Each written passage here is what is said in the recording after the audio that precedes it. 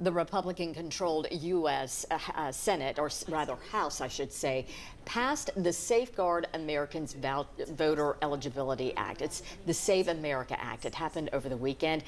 Republicans, including Tennessee Senator Bill Hagerty, say the bill will strengthen election security here in the U.S. The White House website explains the SAVE Act ensures only American citizens vote. For a deeper understanding of how many non-citizens cast a ballot, we hear tonight from a political expert who says you can find cases, but in the big picture, it's rare. 10 News reporter Libby Cunningham joining us now from the newsroom with what you learned about the bill from supporters and skeptics. Libby? John Robin, Maryville College political science professor Dr. Mark O'Gorman says if this passes, Tennesseans need to have a passport or a birth certificate on hand when they go to register to vote.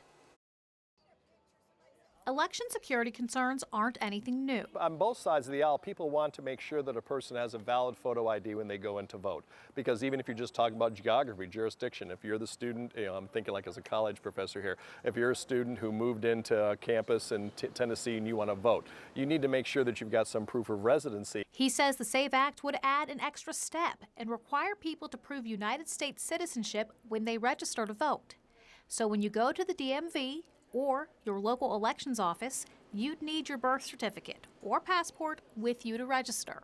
You can buy a six-pack of beer, you can get on an airplane, you can do a lot of things with a Tennessee Real ID, but that doesn't prove your citizenship. Tennessee Senator Bill Hagerty was on Fox News over the weekend and says supporting this act is a, quote, no-brainer.